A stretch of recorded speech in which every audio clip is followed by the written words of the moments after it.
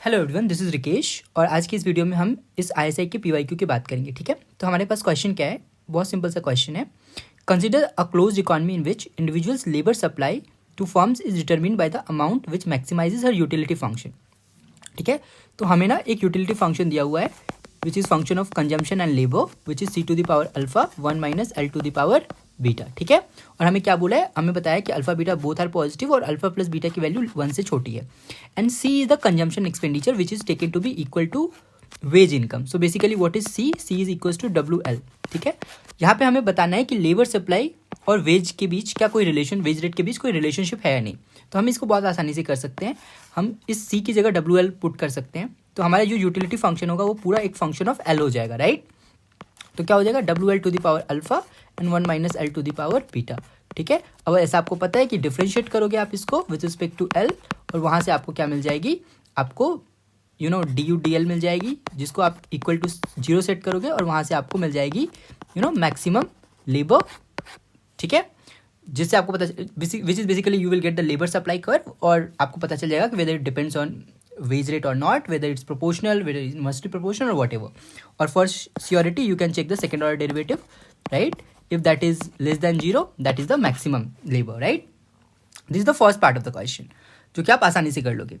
Now let's come to the second part of question. Second part of the question क्या बोलता है, in question described in question number 9, assume that the economy is Keynesian, that is investment expenditure is autonomous and output is determined by aggregate consumption and investment. So basically इस part में हमें क्या करना है, हमें पता है कि जो हमारी इनकम है that is equals to consumption plus investment, right. A very simple closed economy case, right.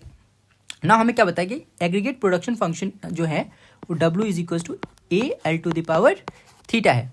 ठीक है, और हमें क्या बताया कि where A is the productivity parameter which is positive. तो basically A is technology part that we understand, right, and theta is like कितना कितना प्रोडक्टिव है लेबर हमारा। ठीक है, फिर क्या बोल रहा है कि note that firms employment of labour is obtained by equating the marginal product of labour to W. ठीक है, तो हमें क्या पता है कि हमें लेबर कहाँ से मिलेगा, तो हमें maximum amount of labour that a firm is able to employ we will get by W equals to M P L से। ठीक है, तो हम यहाँ से हमें डब्ल्यू मिल जाएगा। ठीक है, देखो क्या आता है, W is equals to what, M P L. So D of D L A L to the power theta. A constant है तो ए क्या रहेगा बाहर, तो आपको यहाँ से क्या मिल जाएगा, theta into L to the power theta minus 1, right. तो यहाँ से आपको डब्ल्यू एल क्या मिल जाएगी, वो आपको मिल जाएगी A into theta L to the power theta minus 1 into L. So ultimately what will you get, A into theta L to the power theta.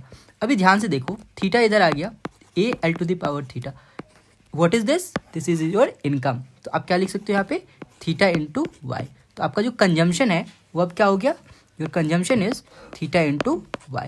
तो अब आप जब एमपीसी निकालोगे तो what is MPC, change in consumption with change in income which is approximately equals to D C D Y. और जब आप D C D Y करोगे तो आपको क्या मिलेगा, theta. So what is your MPC, your MPC marginal propensity to consume is equal to theta, right. This was the solution. तो very simple question, I hope आप सबको समझ में